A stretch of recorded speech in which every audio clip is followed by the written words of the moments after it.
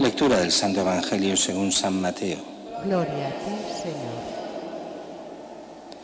En aquel tiempo los discípulos de Juan se acercaron a Jesús preguntándole: ¿por qué nosotros y los fariseos ayunamos a menudo, y en cambio tus discípulos no ayunan?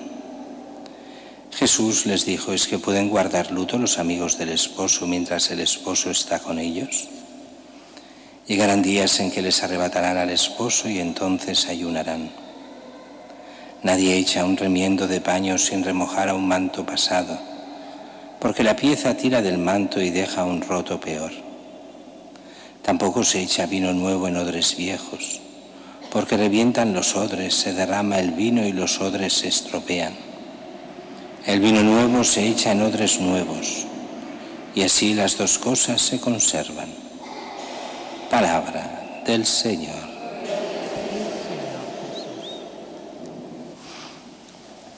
La primera lectura de hoy nos ha hablado de Saúl, Jacob, historia bien conocida y que no hace falta hablar mucho, solo ese pecado de origen, no el pecado original que está, sino el de origen aquí de esta primogenitura. Se vende Esaú la primogenitura por un plato de lentejas, pensando que eso no tiene ninguna importancia, pero lo ha vendido. Eso nos ha de hacer pensar a nosotros que a veces vendemos cosas importantes que no son cosas, nuestra fe, nuestra moral, lo que es lo importante para la Iglesia, lo vendemos sin darnos cuenta de lo que después supone para cada uno. Cuánta gente se ha ido perdiendo precisamente por vender esas pequeñas cosas. Bueno, no es tan importante si voy a misa los domingos o no, me vendo. No es tan importante si, bueno, la moral sexual de la Iglesia, ¿no? Vas matando la fe y la moral y te quedas al final con que has perdido la fe y la moral. Y te crees una persona estupenda y maravillosa, pero bien lejos de Dios, pero te continúas creyendo muy bueno. Es el engaño del diablo, hacerte creerte que eres bueno, en el fondo habiendo vendido a Dios, y no nos damos ni cuenta. Por eso esa conversión continua y por eso el sacramento de la penitencia.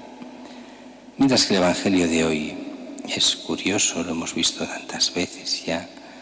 Los discípulos de Juan se acercan a Jesús y le preguntan: ¿por qué nosotros y los fariseos ayunamos a menudo y en cambio tus discípulos no ayunan?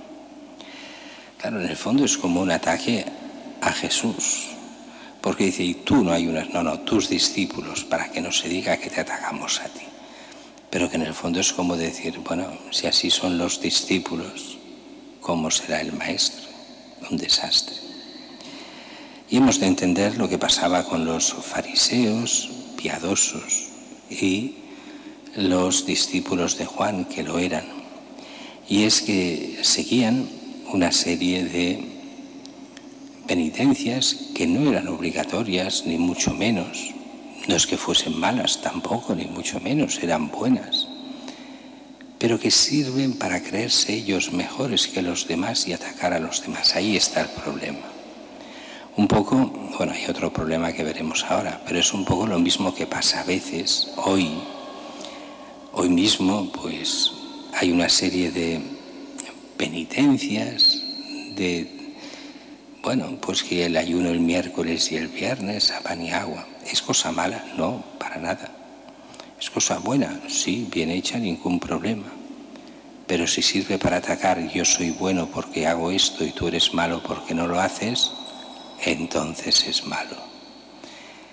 El bien no es para distinguirse de los malos, el bien que no es obligatorio, sino es simplemente una exigencia más para que te vayas convirtiendo, pero no para que ataques a los demás en aquello que no es obligatorio. Es como aquella gente que, si yo hago el rosario yo me salvo, pero tú te condenas porque tú no rezas el rosario. Cuidado. Que el rosario es cosa buena, magnífica, maravillosa, ojalá todo el mundo lo rezase.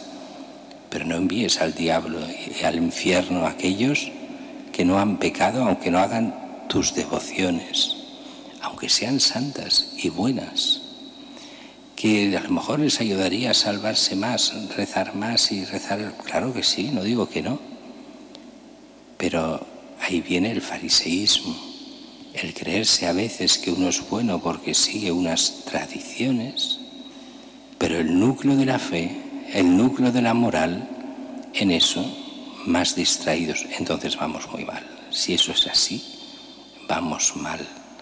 Si la excusa es con que ya rezo el rosario, con que voy a misa los domingos, pues ya soy, o voy a misa diaria, ya soy bueno y santo. Ojalá sea así, seamos buenos y santos.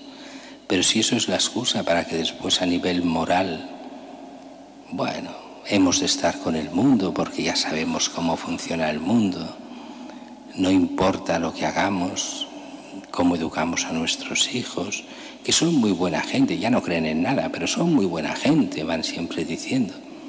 Es verdad que la libertad de los hijos serán ellos los que decidirán al final sobre la fe o no, pero hemos de estar atentos, que nuestra salvación depende también de cómo educamos, cómo hacemos crecer la fe, cómo vivimos, si con Cristo o sin Cristo. Porque el problema de hoy de este Evangelio es, ¿dónde está el centro de la fe?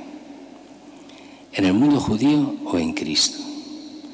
Claro, el esposo, ¿qué quiere decir aquí? Esto es que pueden guardar luto los amigos del esposo mientras el esposo está con ellos.